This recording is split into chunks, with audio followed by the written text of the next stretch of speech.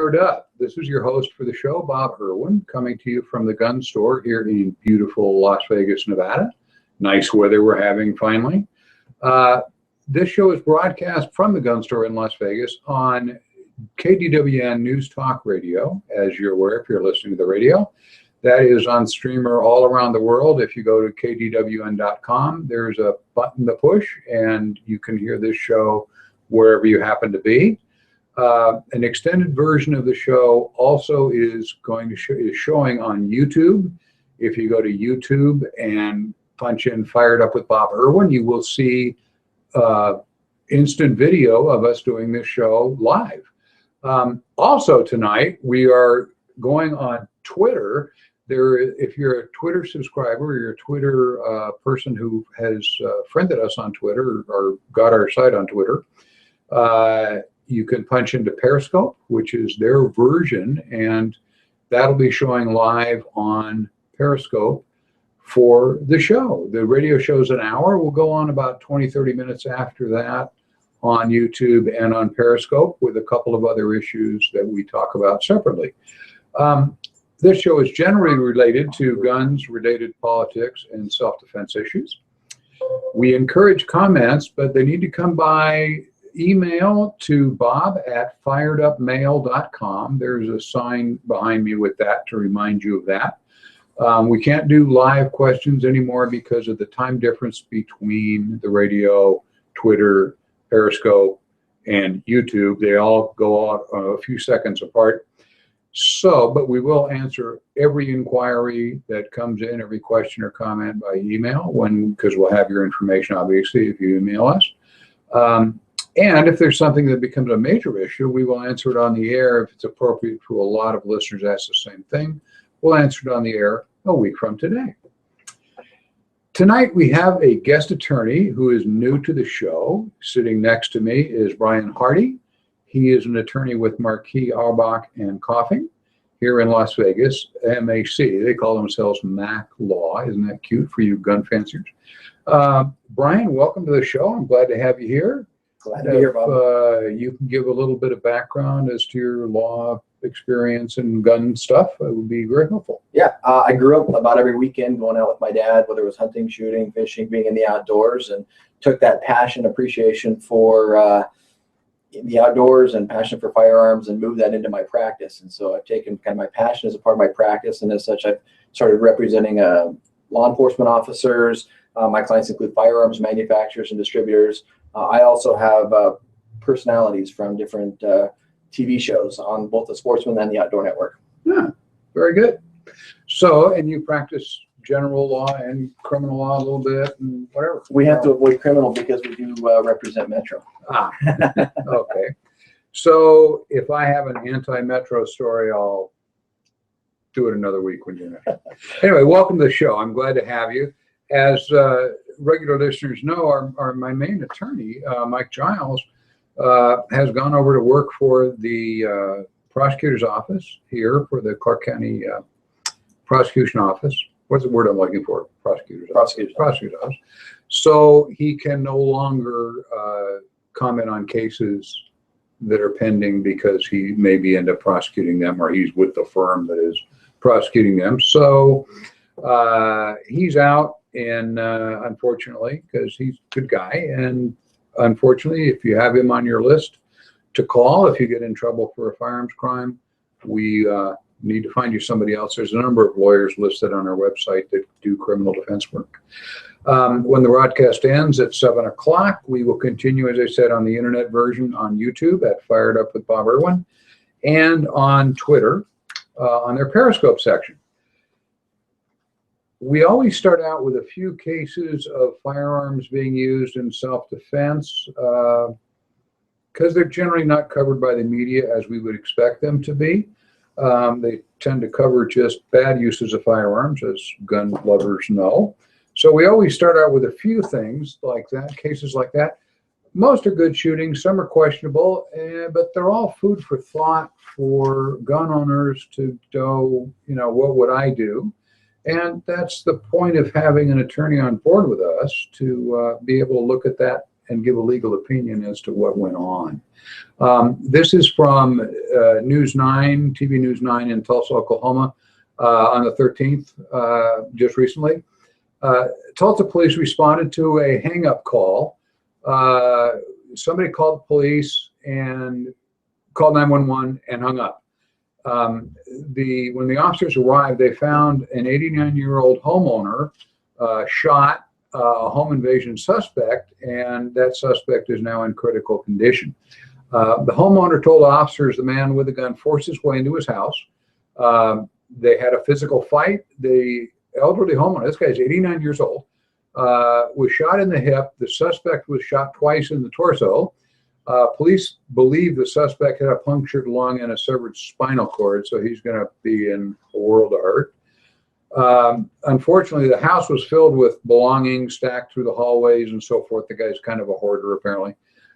Made it difficult for first responders to get both of them out of the house and into the ambulance and so forth. The homeowner had a wound to his head from a physical assault before the shooting started. His wounds, however, don't appear to be life-threatening. The reason I bring this up, what he did, calling 911, obviously is what you want to do, but then he dropped the phone, he shut the phone off. When police get a 911 hang-up call, they will respond, but it's way better if you leave the phone off the hook. If you can't talk on the phone because somebody's creeping into your house, you don't want them to hear where you are, call 911 and leave it off the hook or leave the cell phone on. The dispatcher that way can hear what's going on, helps them to decide whether you need the police or the fire department or an ambulance, because the 911 hang-up doesn't mean anything. In this case, the 911 sent all three. Also, if this becomes an argued case that, you know, the bad guy says, I dropped my gun, I said I give up, and then he shot me 4 times, you'll have the advantage of having a recording by the police department that shows them what happened and what the timing was and so forth. A good thing to use in court? Absolutely. Get some evidence there that'll help you out if you need it. Yeah, whatever the guy says, you've got the police recording that, and the dispatcher will come to court and, yeah, this is what we recorded, and I heard this, and you hear the homeowner yelling, get out of my house, and you hear 3 shots. You don't hear anybody saying, I surrender, please don't shoot me, and then shots. So it works to your advantage being the offended party to get you off the hook if there's a civil litigation over it, and to cause the prosecutor's office to be really happy that they have a recording which tells them second by second what was happening. So do that. If you can't talk on the phone, leave it off the hook. And dispatch has a lot of volume. They can turn up and they can hear pretty much anything they want to hear. So good idea. That way the bad guy, when he says, I should have killed you when I had the chance. Really? Would you say that again louder? It works. 8 News Now reported this week here in Las Vegas on the 15th. You may have seen this case on the news. Metro is investigating a burglary that left 1 man dead. This took place at 7:30 in the evening at an apartment on Swenson and Twain, not really known as a low crime area in Las Vegas. Lots of problems. Police say that it unfolded when a woman knocked on this guy's door and asked to use the restroom. The resident agreed. He let the woman in, walked her back to his bathroom. Then he walked back out to the front of the house and found a male individual had entered behind her and was waiting for him. That individual demanded his money and his property. A physical fight ensued between the 2 guys. 911 received a call about the fight that took place between the resident and the intruder. When officers arrived, they found the resident suffering from injuries received during the fight, and the woman had apparently fled the scene during the fight. Responding officers also found another man inside the apartment. He was injured, unresponsive. That man, who police indicated was the intruder, the guy who came in behind the woman, He was taken to Sunrise where he was pronounced dead. His identity hasn't been released yet. The coroner's office has that information. And officers are searching for the woman to question her about the incident, of course. Appears to be a setup. And we've talked on this show about people knocking on your door at night, particularly, and saying, you know, my car's broken down and my cell phone's dead. And your response would want to be, I'll call for you. Don't let them in the house. Anybody at your door, especially after dark, that is you're not expecting, is a danger, probably. So this was a new wrinkle. You know, obviously, if someone says, I ran out of gas, I need to call my brother, my cell phone's dead, you're going to, with that on the other side of the door, without opening it, you're going to say, what's the number? I'll call for you. When they say, never mind, call the police. You have a home invasion you just thwarted. If they were really out of gas or the car was broken down, they would love you to call the tow truck, call the police, call an ambulance if they're hurt. All of that's great. But in this case, what do you do? You can't. This struck me as I don't have a good answer to a woman who is not, nobody else is visible through the peephole, just the woman. And she said, oh, I have to use the bathroom, but you know, this emergency. What do you say? It's not particularly late at night. It's 7:30. Yeah. So it's not like it's really super dark outside or anything. So you may look through, find it reasonable, but at the same time, I have to agree. I've been in Vegas for a while, and I think there's about a convenience store, a gas station every corner. I give her directions to the nearest one if she's got to use the bathroom, but you don't let them come through the door. You really don't want to, obviously, because this is, really likely a setup. It may not be. We understand that. It might be somebody with bladder problems or some disease that they suddenly have to use a restroom. And you really don't want to turn them down because you're a nice guy. This guy was. Almost got him killed. What do you do? Were I you, I wouldn't take the risk. I would use Attorney Hardy's answer and say, you know what, there's a 7-Eleven about half a foot or 3 blocks to your left. Feel free to pee on the bushes, or something. But can I say that on the air? I guess I can. Anyway, as I mentioned earlier, questions and comments can be directed to us at firedupmail.com or bob@firedupmail. And if you go to Facebook, you might take the trouble to like our page, Fired Up with Bob Irwin, on Facebook.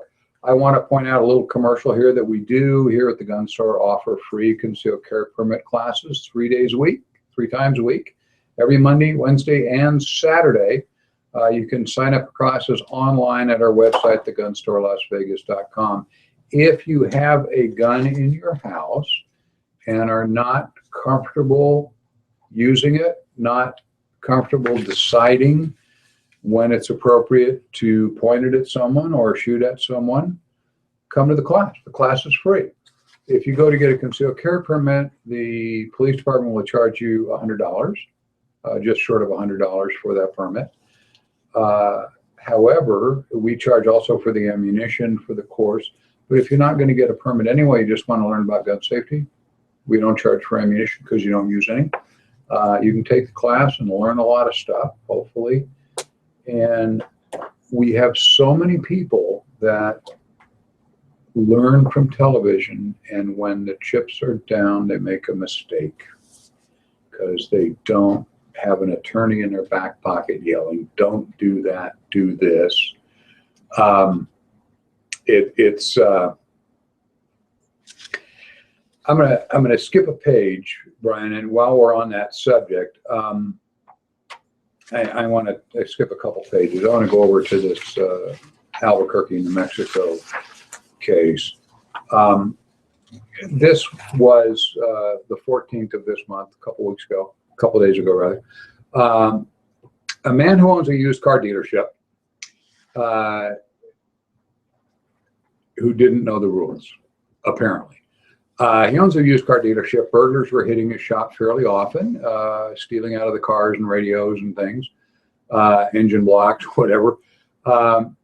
So when a burglar alarm company called on that Sunday morning, the shop owner told the alarm company when they called, don't call the police, he'll handle it himself.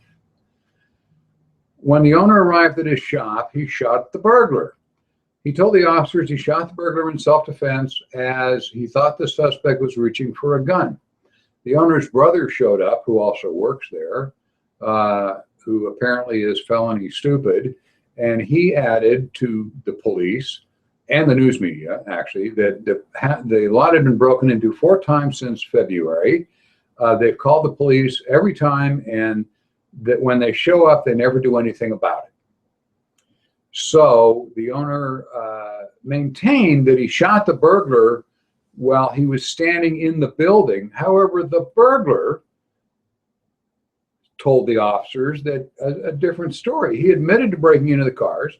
He also said the owner of the shop showed up. When he saw the owner, he started running and was shot. The burglar then was grabbed by the shop owner and dragged back into the place of business, where he called the police. The owner called the police. Listening to what the bad guy said, and looking at the physical evidence, the police now have turned around and arrested the owner. He's charged with assault with a deadly weapon, battery with intent to commit great bodily harm. In his court appearance, the judge released the owner on his own recognizance. The burglar is also arrested, of course, and he's being indicted for breaking and entering. He admits what he did. There's so many things wrong with what the owner did here. It's a half a page of stuff. Told the alarm company, don't call the police, I'll handle it myself. Smart. Sounds like a vigilante. Especially help assisted by his brother, who is a genius in this thing, and tells him, don't worry about it. You know, he says, we've been calling the police several times, and when they show up, they never do anything about it. It sounds like somebody saying, at least if I was cross-examining him, I'd getting him to say that he was going to take justice into his own hands. I mean, that's really where he's exactly what discovers. And the bad guy, quote, the burglar, they're all bad guys. He claims he was outside the fence. The owner grabbed him after shooting him and forced him back into the business. And then he tells the police the guy was right here. Do we all believe that the crime lab guys go out and find blood spatter where the guy was shot, and which was outside the fence, and, you know, footprints, and, you know, so forth and so on? Of course they do. The police guys are very good at those jobs. Not quite as good as Miami Vice, which I was watching last night, but they will put this together as to what events happen. When they don't match your story, don't lie. Lying to the investigators, just, how do you defend this guy? He's got too many stories now. Nothing in this news account also says that the burglar was armed. There's no gun. There's no nothing. And so we're to believe that the burglar, who was unarmed, made a motion like he's reaching for a gun against a guy who's holding a gun on him. That has happened, but it's really unlikely. The point I'm trying to make here is, as soon as this clue comes up that the owner tells the alarm company, which is on recording, of course, don't send the police, I'll handle it myself. Then when they look at the scene and the perp tells them something different happened, that he was basically out of the premise, he was kidnapped, drawn back in, he ends up committing a bigger crime than the burglar did. And we all understand being mad at crime. The place had been broken into, apparently. They all agree, many, many times. And the police had not been able to, they can't really do much on a breaking and entering. You know, they can find the parts that are stolen and try and trace them back, but what used car lot has a serial number of all the radios that are in the cars, and it's respond. Let the police respond first. Don't put yourself in danger. If the guy had a gun, why would you want to put yourself in danger? If they've had this many problems before, you'd think that maybe they'd install some type of video surveillance system so they could start helping the officers find this. And then I'd love to see, if they did that, what that video actually shows. Because if it shows them dragging this guy back into the office so that he can hold him hostage while he waits for the police, that's not going to bode well for him. Yeah. If you learn nothing when you go to gun class, it is don't lie about what happened. And the police arrived, the media arrived, and the brother and the shooter are going on and on explaining to the police and the media what went on. How can that possibly help you? The media is going to put it all over the place, so everybody will know you did something stupid or something brave, whatever. But the important part about it is going to court. Of course, the other guy's going to say it didn't happen. They always do. You get caught in a lie when you catch a client lying on the stand. Do you believe the next thing he says? No. Absolutely not. How do I know that you're telling me the truth about that? You lied to me about this, and away we go. It's tell the truth. Another issue here that I want to bring up also, we're going to hit a news break here. So let me do a short one first. I talked about this last week, and I want to bring it up one more time because it's still happening to a tremendous degree. There's a lot of stuff for sale on the internet that isn't really for sale. There is a whole bunch of things running now. I got a phone call from one of the 3-letter guys. You can pick out what agency you think it was, to ask me to please pass this along to our customers. There are guns being offered on the internet, particularly class 3 guns, machine guns and short barrel rifles and so forth, that are pre-banned, so they're transferable. The new ones aren't, and so on and so on. So there's a group of machine guns and parts for that are of great value now. For instance, an M16 now that is pre-banned, that could be transferred to a private person, they'll sell for $25,000 to $40,000. The ad will show up on the internet on Backpage or one of the internet gun brokerage things, offering one for $13,000. And if you buy it today, because he's got to sell it, he'll let you have it for half price, that $13,000, and you only have to pay half down.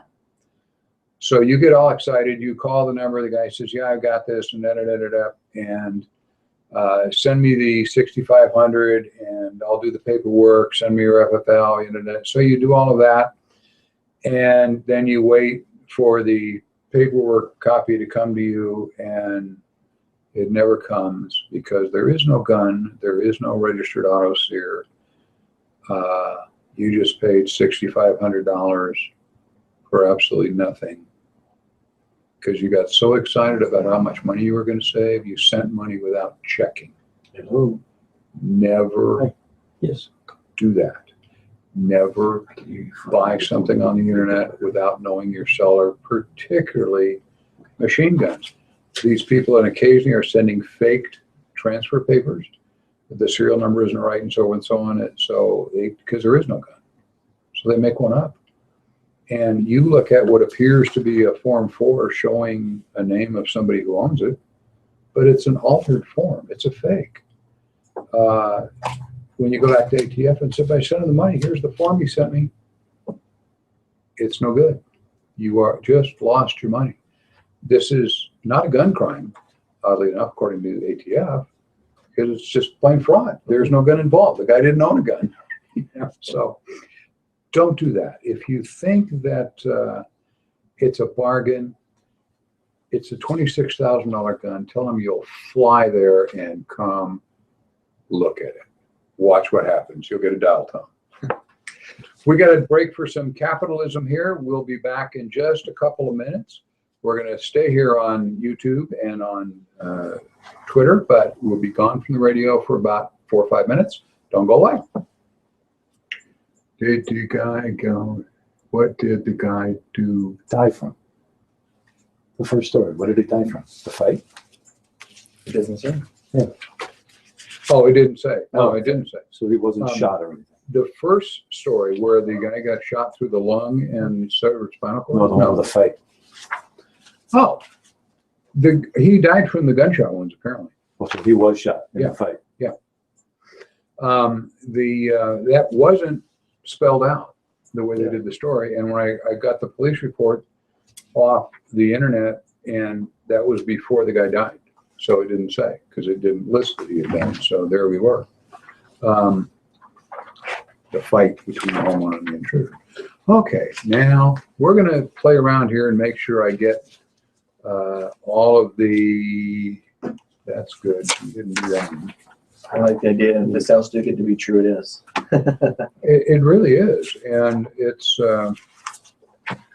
now I want to do this one from Houston, because this is a terrible, this page 5. This is a terrible case, and it's one I really don't have a solution for. We're going to talk about a shooting that took place in Houston on the 14th, where 2 people were shot to death, and it's tough. But I'm going to wait till our radio audience comes back. So I want to remind everybody, if you're watching on YouTube, we're going to hit a little bit extra. So when we end on the radio and you're still on the radio, you need to be on YouTube for that. We'll get rid of that one. We're not going to have time to do the lady and her family. We'll stick that one until next week. So we'll do this one. Maybe that one. So I'm going to dump that one. We're going to dump page 7. Did you know that the German army in April, they dumped that firearm in April as well. So it's the whole German. Yeah. I mean, it's, I was looking took a look at that, and I saw that the yeah, they decided it wasn't worth repairing, and the barrels don't last long enough, and wouldn't even talk to H&K. They just said no. well, I think the prime minister or one of the German military commander had come out in April and said that they were pulling them. And the reason they said was there's no future in the German army in its current state of construction. That's because of their overheating problems that are happening. Yeah. Overheating is causing the barrel to 20-year-old gun, and it's got. We're talking about a notice from the German Secretary of Defense that they're no longer procuring the G36. For those of you gun wackos who have G36 copies that are semi or have a real one, that probably means the parts are going to dry up. But the interesting part of the story, and we can do it now because it's not really for general consumption anyway, just the real gun wackos would care. When the G36 is gone, they didn't even let H&K submit an improved version. They're got an open bid now for a rifle to replace the G36 as the mainline German rifle for their military and whatever. H&K's going to have to compete with everybody else. So contract. It's you know, they want something that fires little grenades and all that kind of stuff that is, you know, Okay. all kinds of optical sights, so that are built in and rangefinder. There's some really good stuff out there the U.S. Army is testing now that is absolutely takes all the fun out of war. Bullets that actually find their target, and amazing stuff. Okay, we're getting there, folks. Dun, dun, dun, dun, dun. Yes, I'm getting a note. Tell where you can be contacted. Yes, not yet. Not right now. I got it. That's why I write it in here. But hopefully the sign's in focus behind me. But Questions or comments? Yeah. I should say that at the end of every story. That's why I write it in there. And then I had it at the bottom of every page. Now, well, that's why on this outline I'm trying to just put one story on a page so we can Chuck it. Now he wants us to, we're told to be quiet.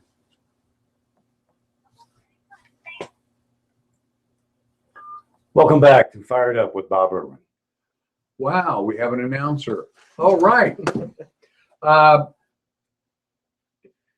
This is a terrible story of a shooting gone wrong, a self-defense case that didn't work. Understand the good guy doesn't always win, and this one I have no tactical solution for.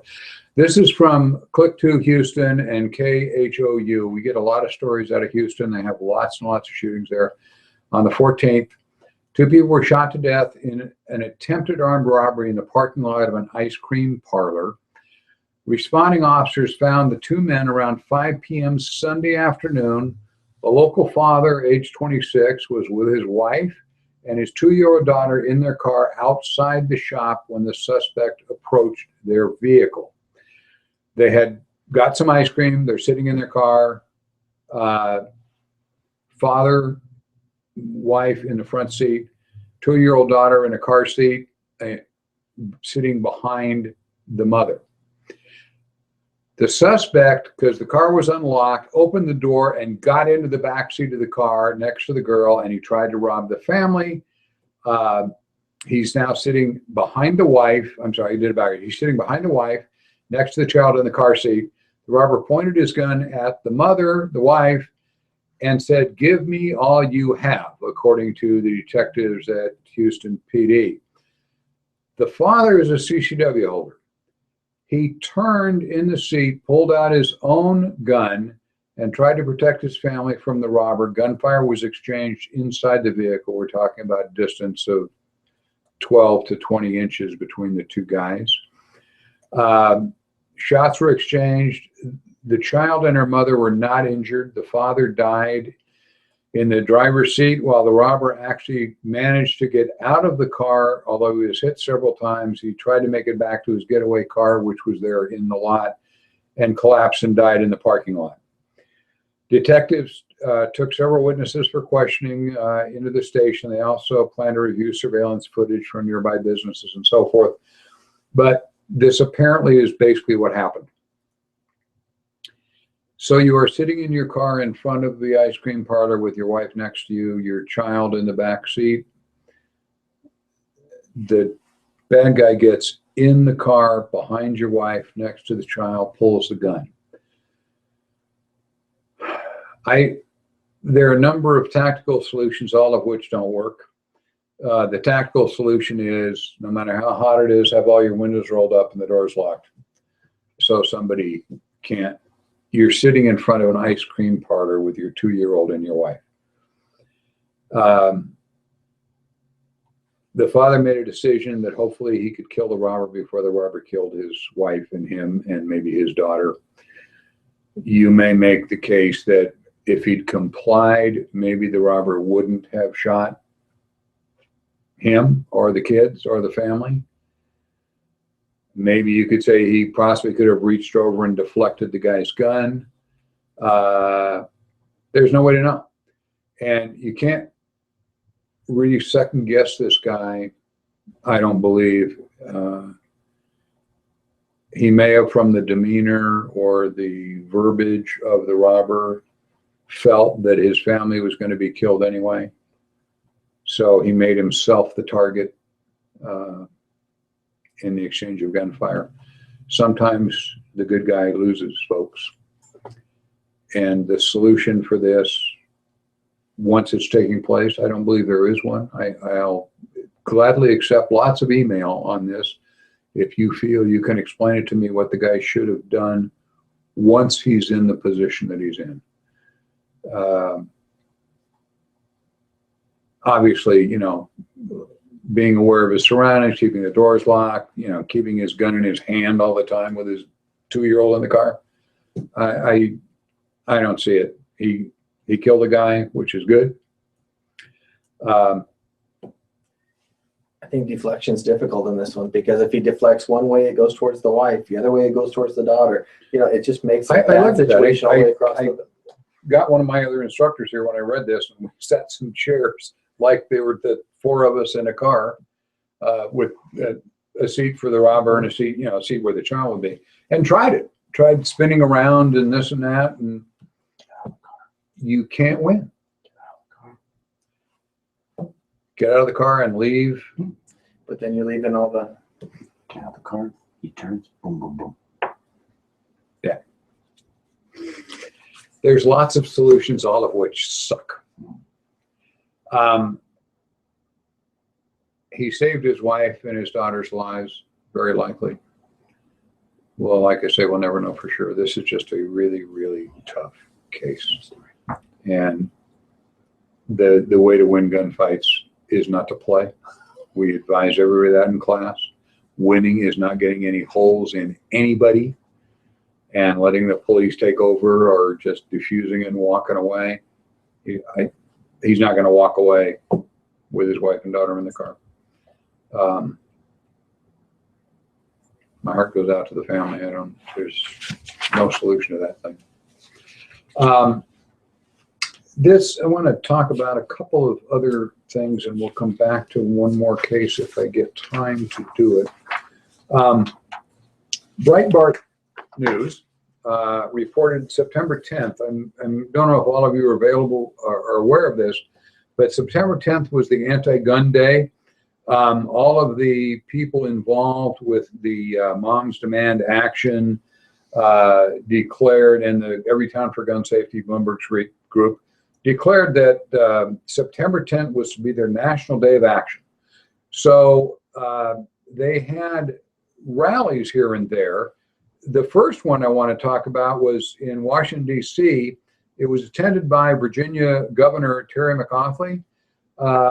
He attended that rally to speak about people shouldn't have guns.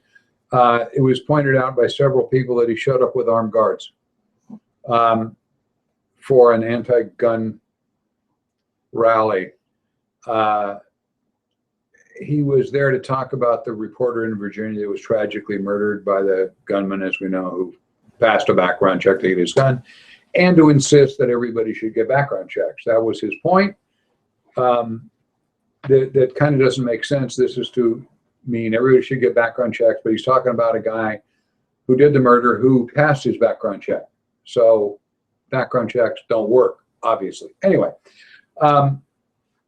this was their National Day of Action. At that group meeting at Capitol Hill, they apparently, according to the press, had less than 100 demonstrators there to do this rally to require background checks, and failing everybody who doesn't pass the background check shouldn't have guns, and to push civilian disarmament as being the solution to gun crime.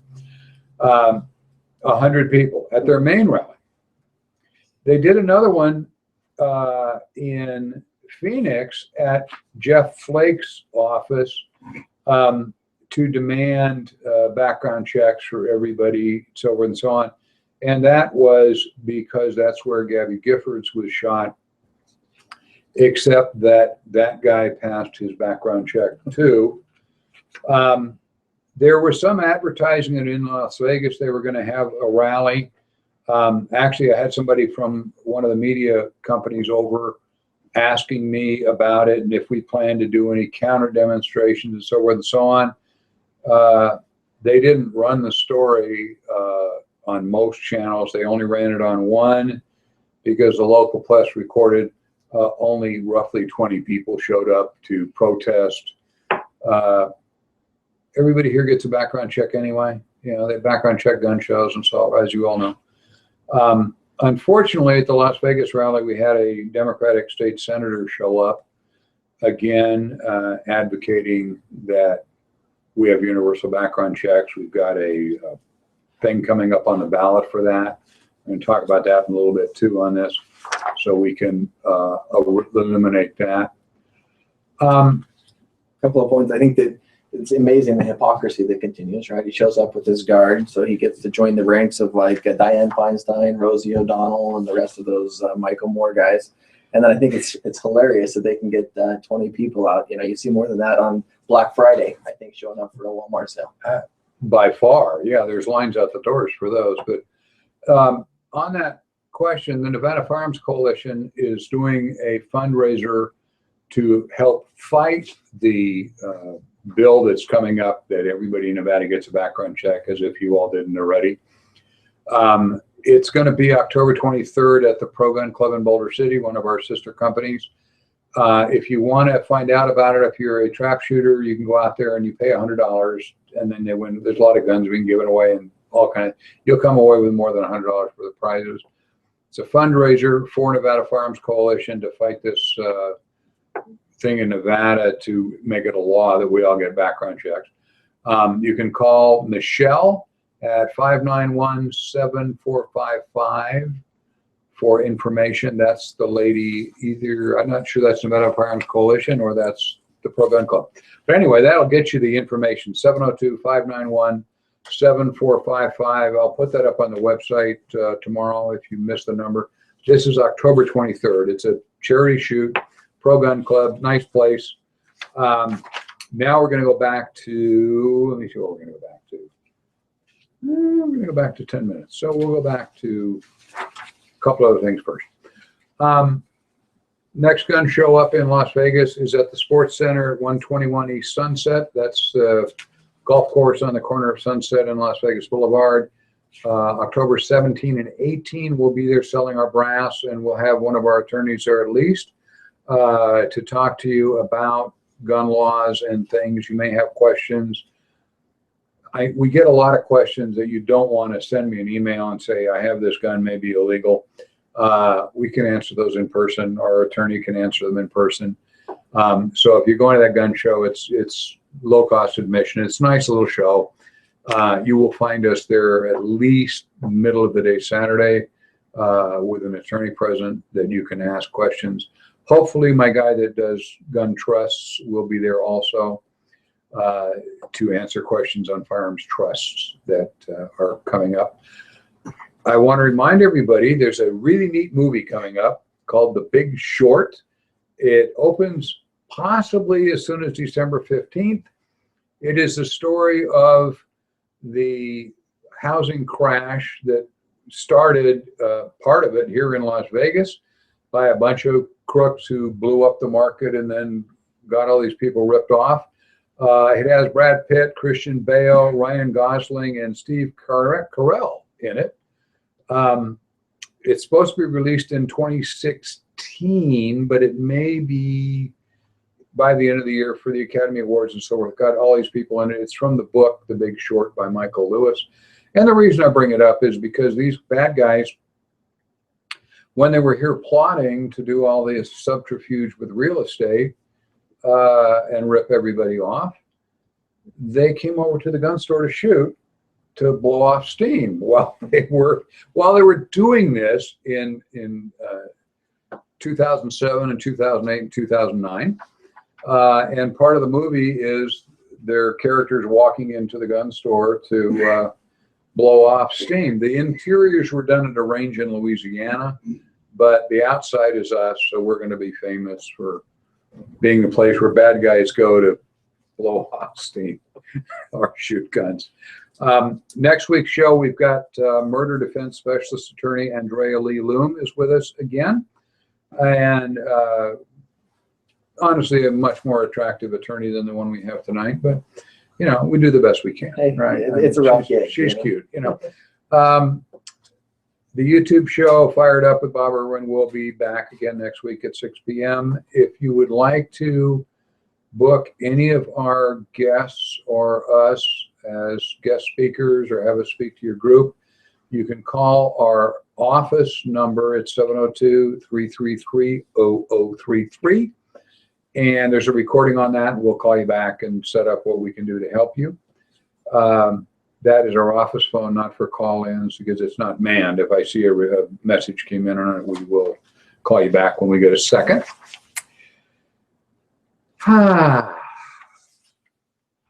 There was a, good, I got time to do this. There was a report several years ago, back in 2013, that was crushed. An anti-gun report that came out. They did research, University of Chicago, Duke University, And a government research group called the National Bureau of Economic Research did a study to discover where bad guys really get their guns. This was done really to support background checks and so forth to prove that this would help reduce crime. And you probably never heard of this survey because they never put it out, because it proved exactly the opposite. These university guys and the National Bureau of Economic Research surveyed 99 inmates in Chicago area jails, mostly in the city of Chicago, asking them where they got their gun that they used in commission of their gun crime. They're all people who had done robberies or murders that used a firearm. And it turned out from all their study that only 1.5% obtained their guns by buying them from a dealer. That would include using a fake ID, but where they went into a dealer and bought the gun from a licensed gun dealer. The main source for guns, it turns out, was they got them from their family or friends, or bought them on the street, or they set up a straw man sale where they paid somebody to go in with a legitimate ID, buy the gun, and then give it to them. Some of those guys are in jail right next to them.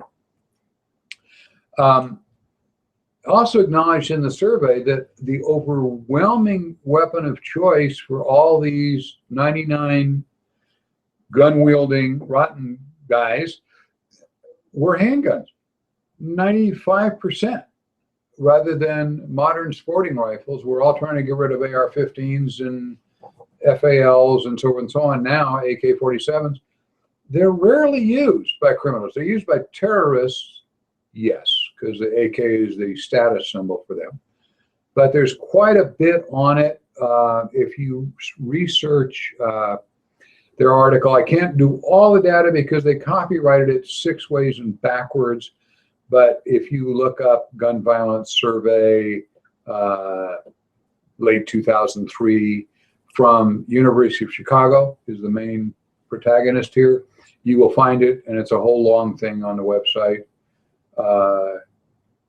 Nothing we didn't expect. Of course not. Is anybody really surprised by the fact that criminals get their firearms from others, or illegally, or unlawfully, or other criminals, or steal them? And you know what'll reduce that is gun safes with alarms and alarms on your house. The bulk of them were getting them from their friends. The second biggest supplier was home burglaries. They wait till you're out, they break in, they steal it. Or if it's a home invasion, they always go for the guns to get those on the way out the door, because they're money on the street. And they get the guns illegally. Background checks don't mean anything. If you've noticed all the background checks, these guys that have been doing the mass shootings are all wackos that should have been picked off. But we've got HIPAA laws and all that that prevent us from knowing who they are. An interesting thing also from the Federal Court of Appeals in DC this week. There was a lawsuit filed by several of the gun groups to prevent implementation of Washington, D.C.'s requirement to register long guns. You already have to register any handguns, of course, and do a background check and jump through hoops to get one in D.C. That has never changed despite the Heller decision and so forth. You want to get a gun permit, they simply say, we're still investigating, and it's 6 months later before you even talk to the police. Yeah. But anyway, there was a lawsuit, and the appellate court struck down some of the requirements. They said the requirement to register long guns, the requirement's okay, but for the person to appear in person for fingerprinting, pay a fee, and proof of a completion in a gun safety course are not valid. There's no relationship between long guns and crime rates, or hunting license and crime rates, and they're fingerprinting them for no reason. They're charging a fee. They didn't say what it was, and requiring proof of a gun safety course. Those stayed. The court struck down the requirements. You had to renew your permit every 3 years, pass a gun law test, and limit pistol registrations to one every 30 days. Those were tossed by the court. Both sides are appealing it now to the U.S. Supreme Court, of course. Washington, D.C. is appealing it with taxpayer money because they want you to have to renew your gun rights every 30 days by paying a fee and getting a background check. That is unconstitutional to charge a fee to get a gun. I think it's absolutely astronomical for them to do that. What an impediment to those people who have a right, a constitutional right, to be able to do that.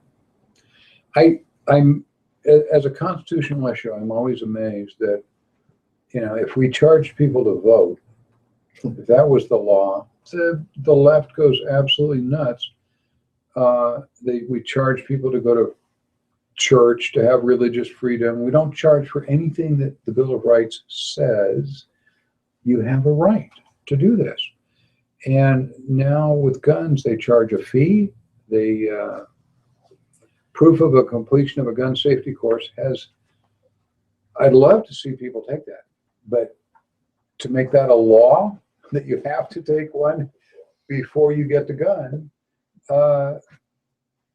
it's well-meaning, but it's illegal. You know, this is part of the background check thing. It's well-meaning, but... And who's going to get to say what the pass rates are? What are the questions? All those type of things. It's going to just be one more impediment that they'll throw in front of people in order to stop what has already been ruled unconstitutional by the Supreme Court. We were discussing this in the CCW class today, actually, because there's a state required, now it's for a permit that the police get you a permit to carry a concealed weapon. You have to take a class. We're kind of doing the same thing. That's for a concealed permit. The Constitution doesn't say anything about concealed or otherwise. It says you have a right to keep and bear arms. So does the Nevada Constitution. But anyway, we have a government test here that you have to take and pass. And it was written by Lests, that's a law enforcement secretary, basically. And the verbiage on it is impossible for the average high school graduate in Southern Nevada to understand what in the blazes they're talking about with the question. And I have complained about it to Sheriffs and Chiefs Association, even a couple of questions that are legally wrong. The question says this, and it's wrong because they've changed the law, and they still won't change the test. I have no idea why, but anyway, they won't. So we're doing that here anyway. So maybe the Supreme Court saying you don't have to have completion if this withstands, then we won't have to have the written test to get a concealed carry permit. I think you'll see them distinguish it because they're going to say, concealed weapon is different than just ownership of a weapon. And that's what these guys in DC are doing, is it's a requirement for an ownership of weapon, not even concealed. So it's just going to be one more battle. I think we're going to have to continue to fight to protect the right that we have as a constitutional. When you go to vote, the ones that have the R by their name are generally the pro-gun guys. Before the election, we're going to put a list on our website of candidates that support gun rights.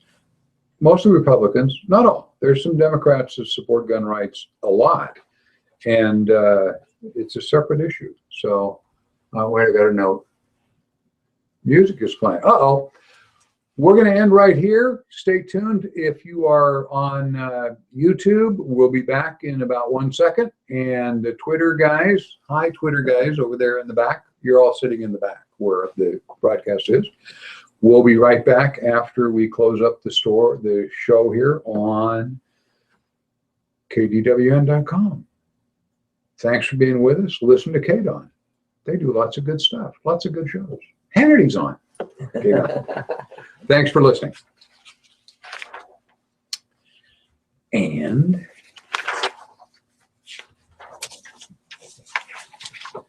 so we're good. We're on, we don't really have a break here because we're on YouTube automatically. We just are continuing on. The people who are listening on the car radio now have to look at their iPhone and are going to wreck their car. So we discourage you, if you are listening to this on your iPhone, iPad, and driving, just listen. Just turn the thing down so you can't see the screen.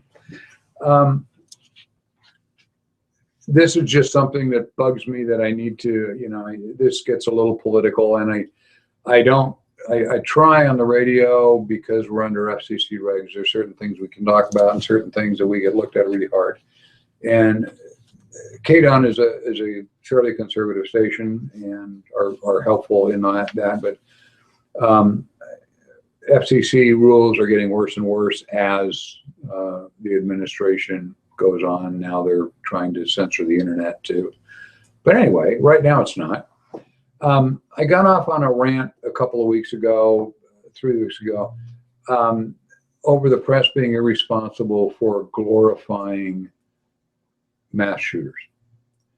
They get their picture on the front of Time magazine. They get all this coverage. Their manifesto is published by every news media. Their baby pictures are shown, you know, and they become, in the minds of some, folk heroes because of that. And I believe the major media is being irresponsible in doing that. I know the media has the right under the Constitution to publish what they want to publish. And obviously I agree with that. I want to say what I want to say on this show.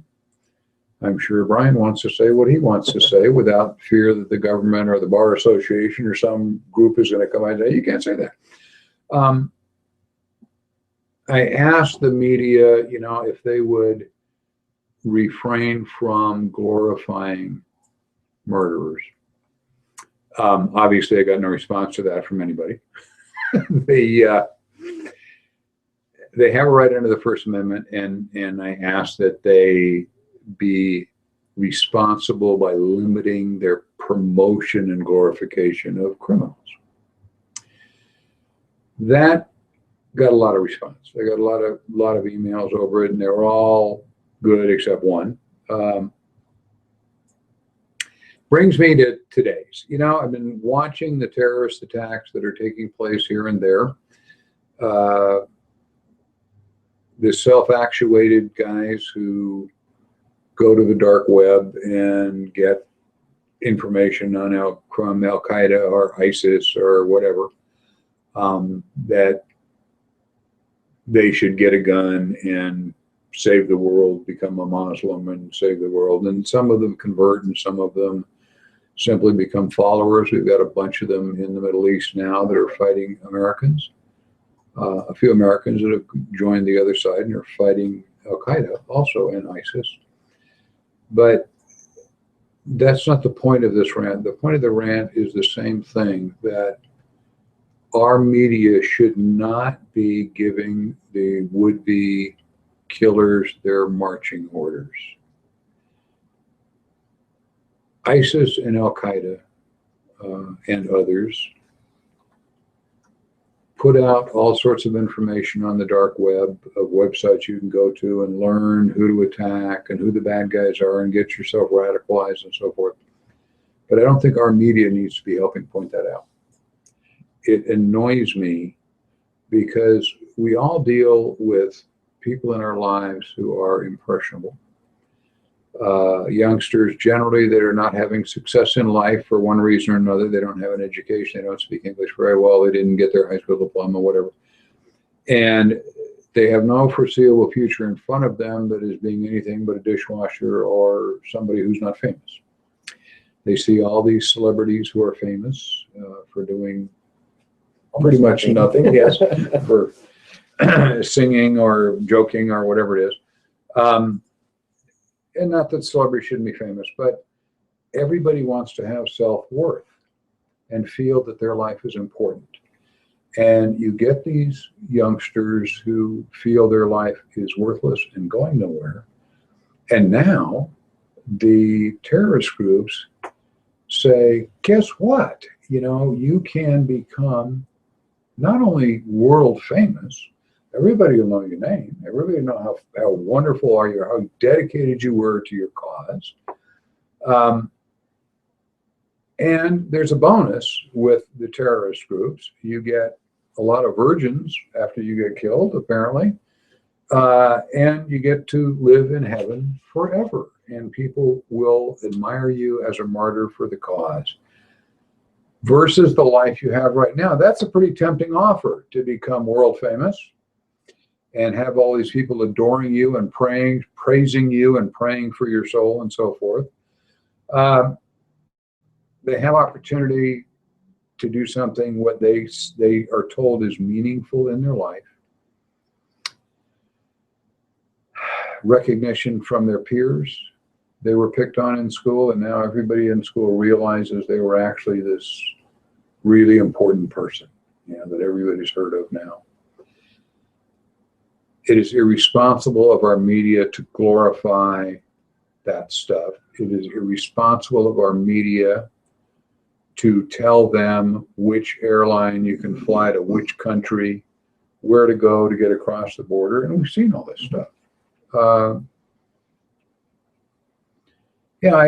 We're trying to fight terrorism, and I sit and watch a newscaster explain, well, if you fly this airline, you can go to this country, and then you just take a cab to the border, and if you go to this town, you can walk across, and people will help you, and then you can, you'll meet Al-Qaeda guys, because they're right there waving their flags, and they will train you and indoctrinate you, and you can learn how to blow up people and kill innocent civilians. This is part of the media also glorifying the body count every time there's another terrorist attack.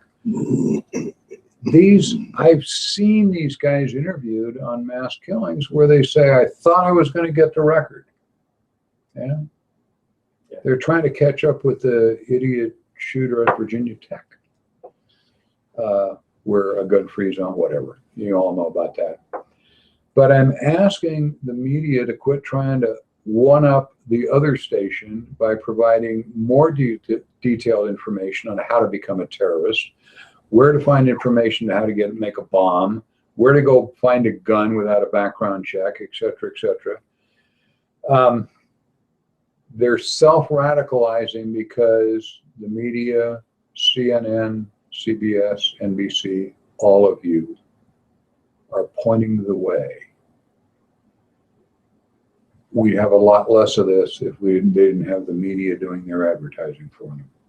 And few media-driven martyrs. And I think that's kind of what we've ended up with. And there is a free press.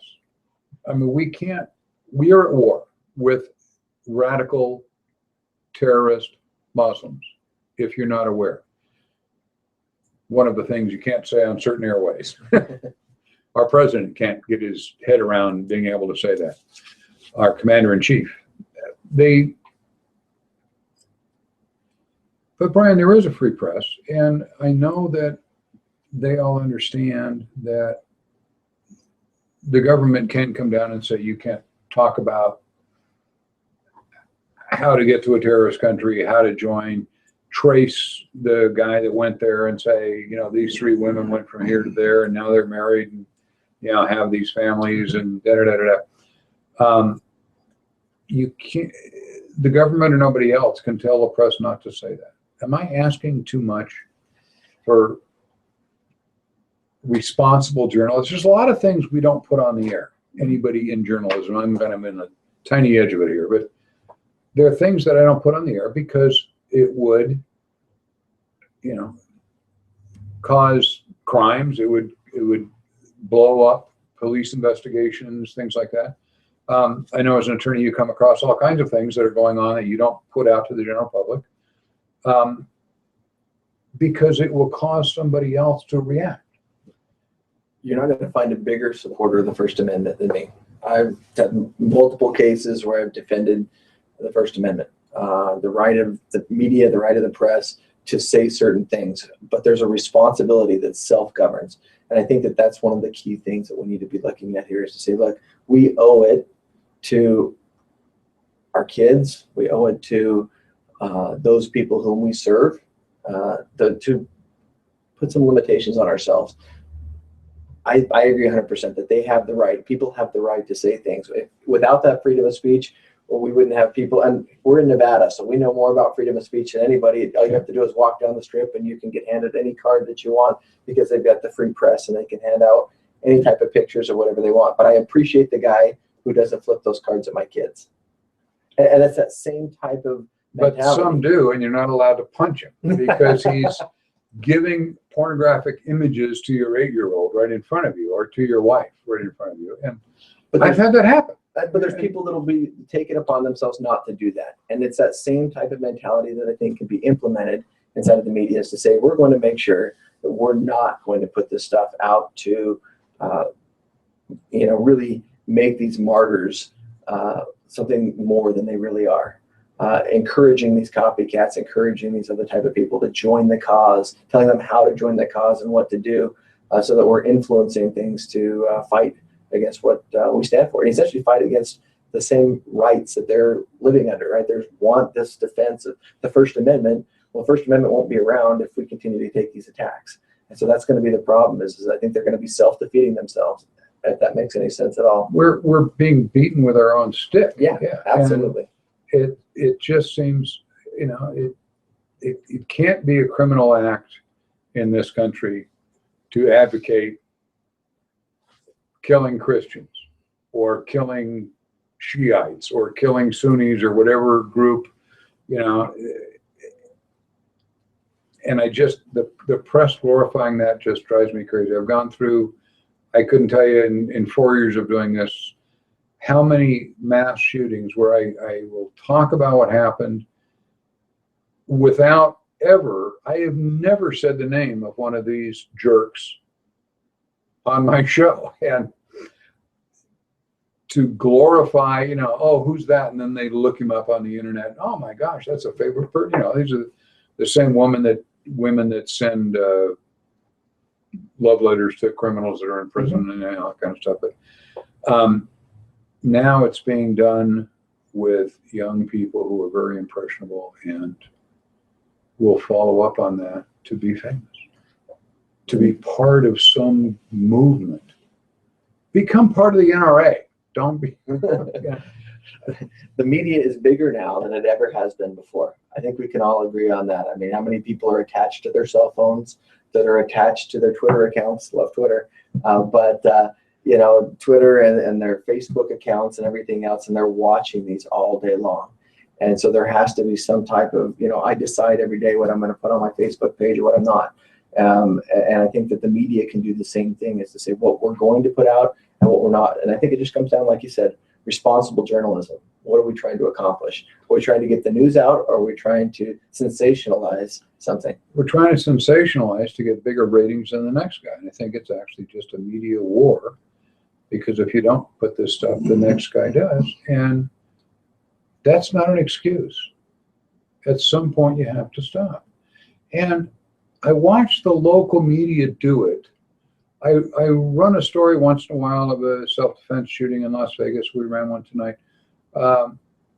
There are 12 or 15 or 18 shootings, murders, gang shootings in Las Vegas almost daily. And I would have to say the average is 7 or 8 daily that don't make the press, because it's not a news story. But if it's somebody saying they're a terrorist and threatening somebody, that makes the news. If a news station ran all of the local crimes, all the home invasion attempts and so forth, that's all they would cover. And they wouldn't have their feel-good story about, the kids selling cookies to support the police and that sort of thing, which are nice stories. But they do it with terrorism. They run every story. All the people that are being murdered in Syria, and they're all fleeing, and they're starving to death trying to find a place to go in Europe because they're being murdered. Half the population of Syria has moved. And these people that the youngsters are trying to follow are horrible, brutal murderers.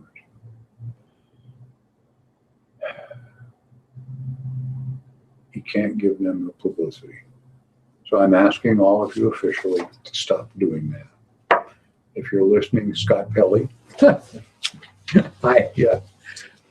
obviously, the guy that's behind the camera talking to himself isn't making those decisions.